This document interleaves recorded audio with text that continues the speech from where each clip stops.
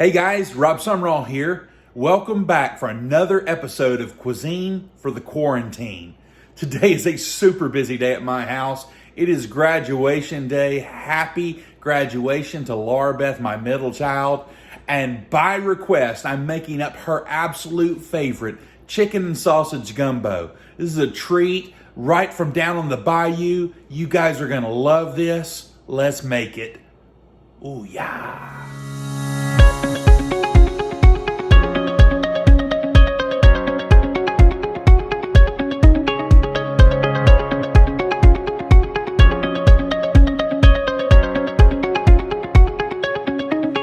Our ingredient list is pretty extensive today. For our roux, we're going to have a cup of butter, a cup of all-purpose flour.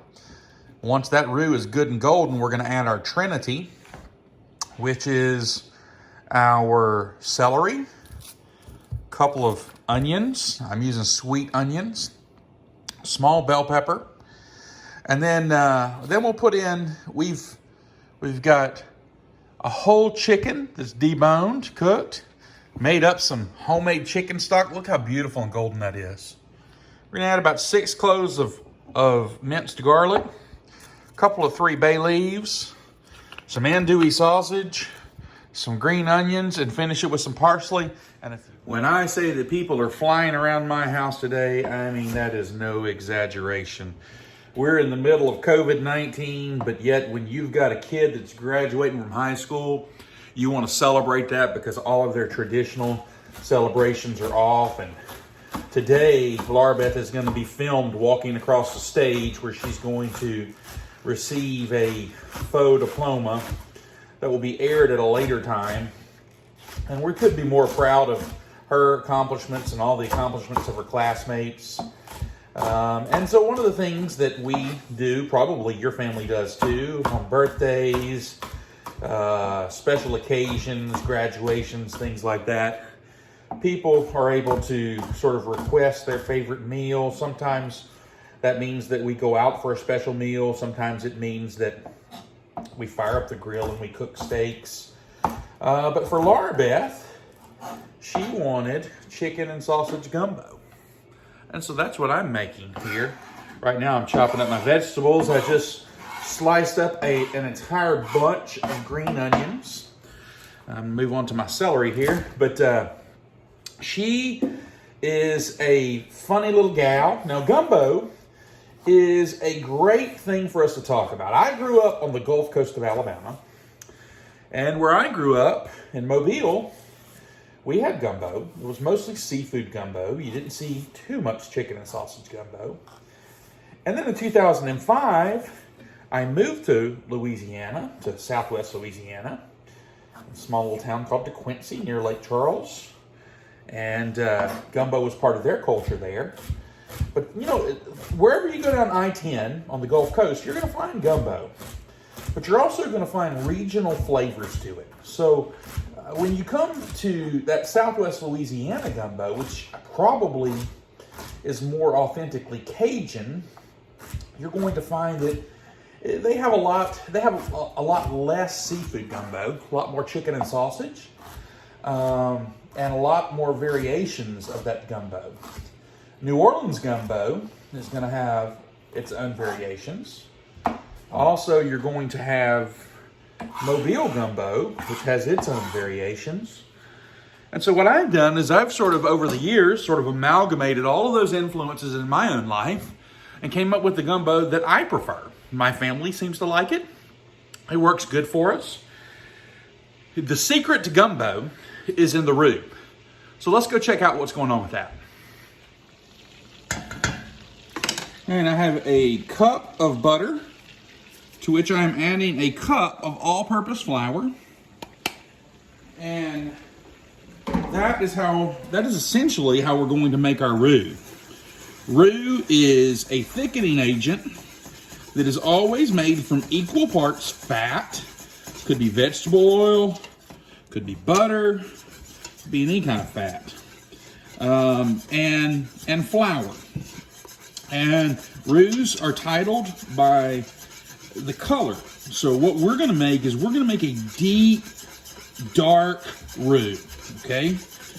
The secret to gumbo is in the roux. Now, if you were to take this right now, this roux, and cook it off for maybe another minute or so, you'd have a blonde roux. And that'd be great for like thickening up a soup or macaroni and cheese. You make that cheesy sauce, which the French call a bechamel sauce.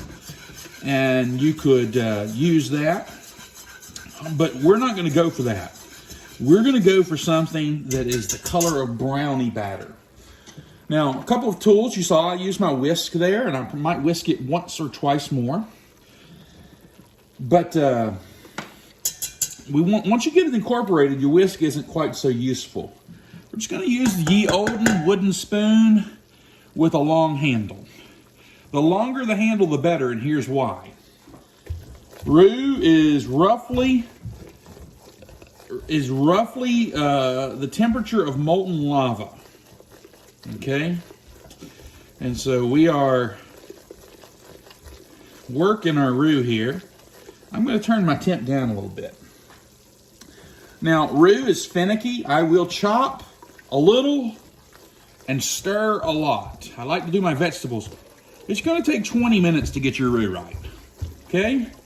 Emeril Lagasse used to, that famous chef from the Food Network, who before that was famous for being the head chef at Commander's Palace in New Orleans, loved to say that the time it took to cook a roux was roughly the equivalent of the time it took to drink 3 beers. Well, I'm not really a beer drinking fella, but I am a roux making fella. My temp is still too hot. I'm gonna back it down, okay? Gonna back it down. Roux are like fussy babies. They've got to be attended to. Does not work if you're not working the roux, okay? Here we go. We're working the roux. I wanted you to see the stages of roux here. This is a more blonde, but look how, what you're gonna see is before it was pasty, the texture, it was pasty and thick, and there's some gastric chemistry here, some food chemistry that happens here, where now it's very liquidy, okay? And what you're gonna see is that it changes states a couple of times. And you think, well, it's a thickening agent, but now it's thinner.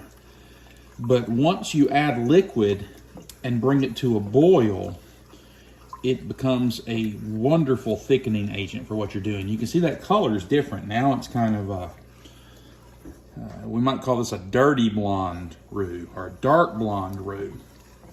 Okay? And you'll start to see that the more done it gets, it begins to change more rapidly. So it needs tending and minding more towards the end than at the beginning. All right, guys, checking back in on our roux here. You can see how the color is changing. It's getting darker. Now, I can't tell you how many times that I've had gumbo before where people who weren't experienced gumbo makers would take and turn this into a gumbo. Now, I'll tell you, you put the right ingredients in it, it'll be a pretty decent gumbo. But this is not the color roux we're looking for. This is almost like a peanut butter, okay? And that's not what we want. What we want is more of that brownie mix, okay? Now, watch, I'm gonna let this bubble here a little bit. And this is the point in time when we're super careful. I let it splatter me a second ago, and I'm pretty sure I've got 2nd-degree burns on my hand. Telling you, it just holds heat so crazy. Now watch. See how the color, I'm not sure you can catch that, but the color is already changing underneath that when I just let it sit for that brief period of time. The closer you get to the end of the roux darkening stage, the faster the change happens. Now, I've got all of my vegetables are chopped. Okay, so let me run that through. Normally I use about 1/2 of a large bell pepper, but today that bell pepper was so rinky-dink, I used the whole thing. A couple of decent-sized yellow onions. And then I use 2 or 3 large celery ribs. Now, when you're dealing with onion, celery, and bell pepper, when you're dealing with coastal cuisine, that's referred to as the Trinity. That's not a sacrilegious statement. What they're saying is that's super important in how we cook. It's just as important as the Father, Son, and Holy Spirit. So I've got all of that chopped. I've chopped my bunch of green onions, and to my Trinity, I've added the whites on the bottom of the green onions. And then we've got about 6 or 7 cloves of garlic. Sounds like a ton of garlic, but this is gonna make a big pot of gumbo, okay? Boy, it's starting to move, starting to move. Now, I'm just gonna hang out and nurse this. I'll see y'all back here in a second.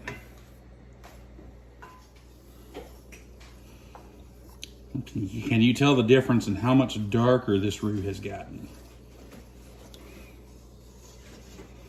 And buddy, let me tell you, it will stick at this point. At this point in time, the spoon doesn't need to come out of your hand. You might want to stop stirring a second. Let it turn. Stir slowly. Do not burn yourself. But don't burn your roux. So how do you stop a roux from turning, okay? Well, that's really easy, and we're super close here to what we want. It's really easy. Once you add your vegetables in here, and we're just gonna cook them down in this roux, the roux will stop coloring because all of that heat will transfer to the vegetables and start cooking them down.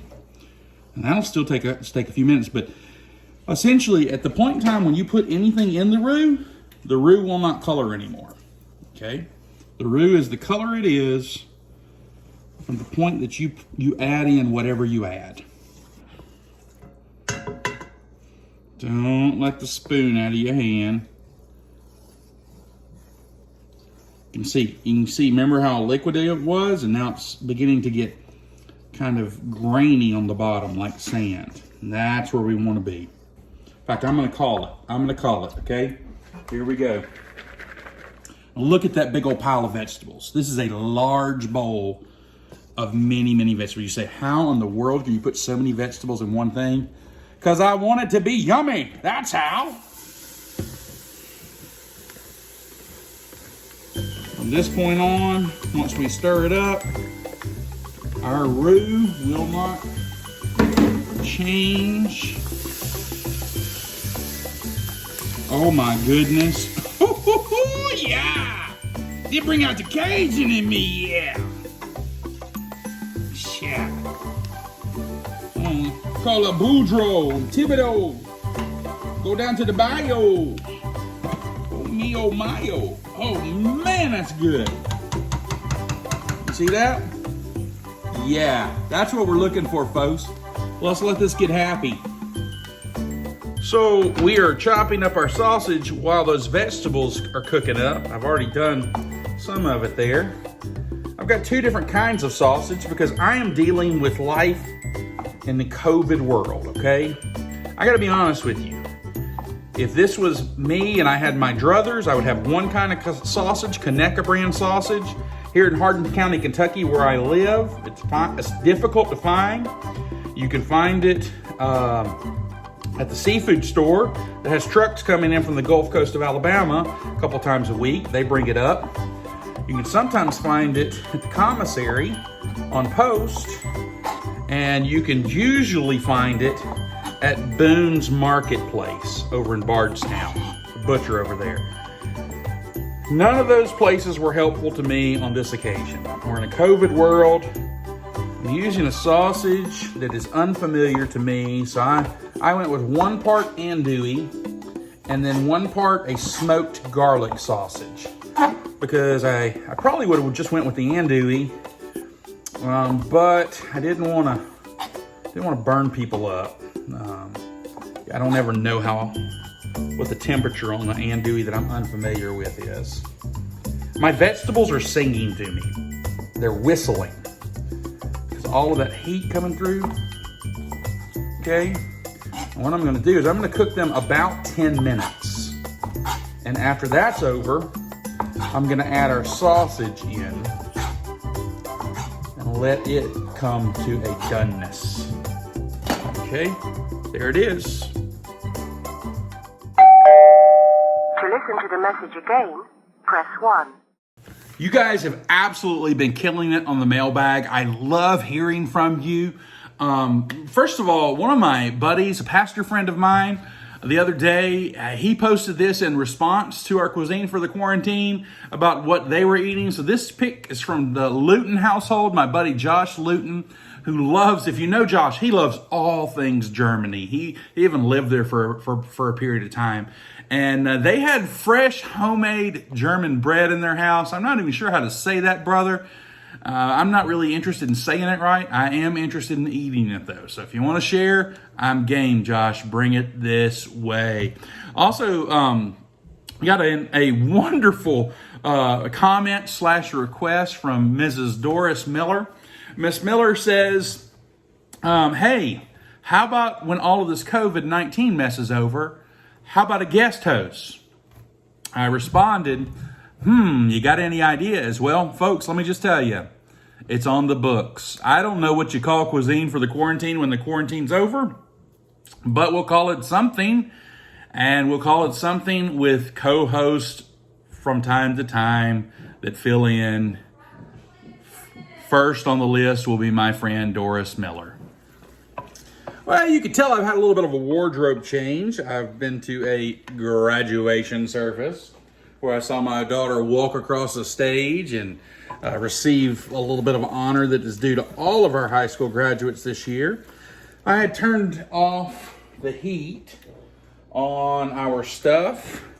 And so now I'm just going to kind of pick through this chicken, make sure that it's in decent sized pieces when it goes in.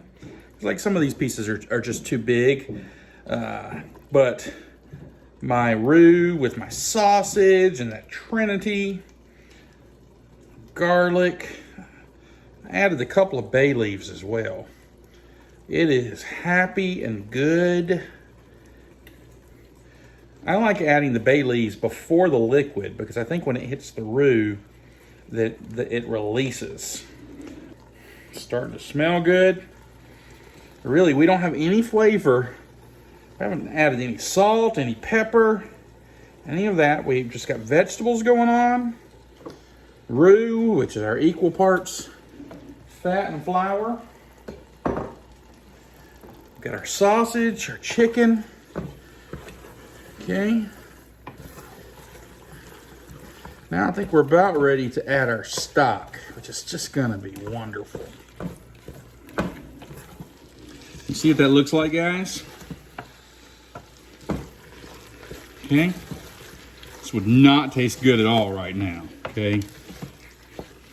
But, watch this. Ready for a little facial, a little free steam bath. Got about 2 quarts of chicken stock here. I'm not gonna hit it with all of it yet. We'll work it in a little at a time. You'll also notice I'll kind of scrape down the sides of our pot where that roux has stuck. Get that to release as we get that gumbo in there. See how liquidy he is?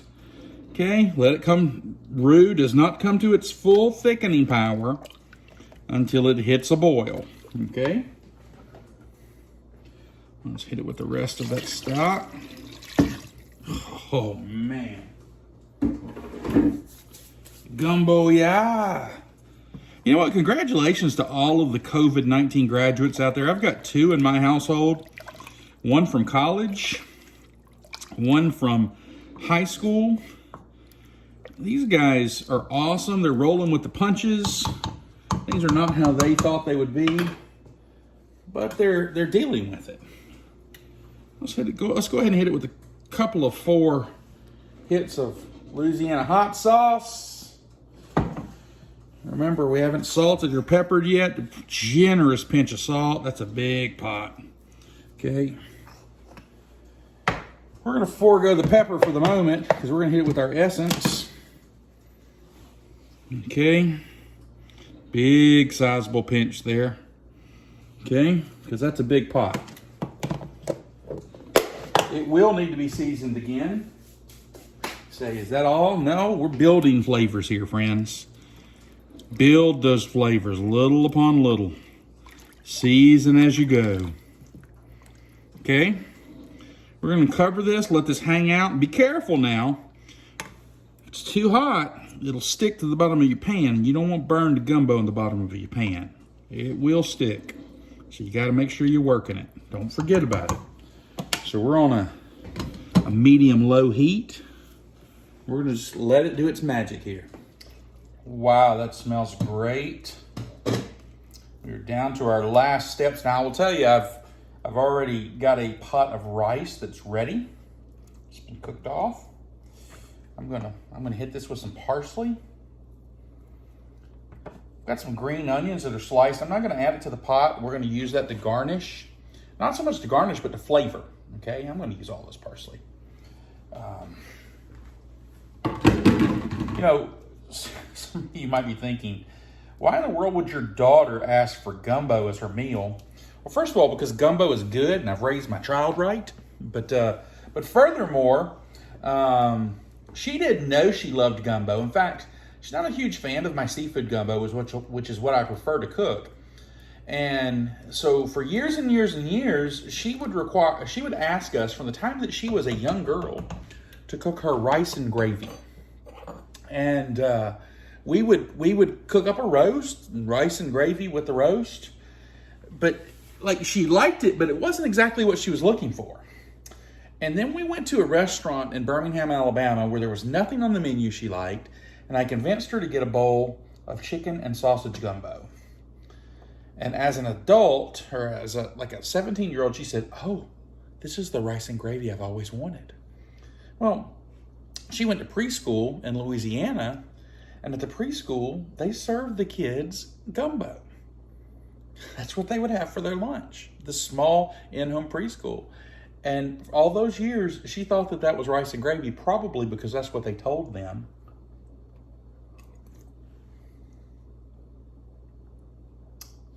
Wow. Watch this. Needs nothing. I never do that. That never happens for me. That's so good. Oh, I love it. Can't wait to serve this up in a minute. So I really like to think of gumbo as kind of a fall food. But here we are, we're eating it today in May because this is what Laura Beth wanted. The way to eat gumbo is just to serve it over rice. You know, some people in Louisiana actually served it with potato salad on top of that. I could never really get into that. So I got to where I didn't hate it. You know, put whatever you like on it. I normally like it with a little hot sauce, though I'm not going with the hot sauce today. And saltine crackers, but I only have Ritz crackers today. Because, hey, man, this is the quarantine, right? Everything doesn't always work out just perfectly. But you can see this amazing bowl. It's beautiful. Garnished it with a little of those green onions. And, man, it's just amazing. It smells like gumbo should smell. Oh.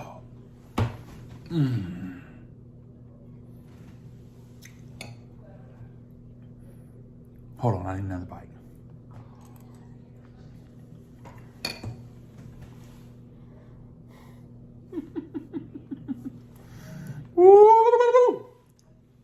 Guys, you saw, gumbo is not a hard recipe.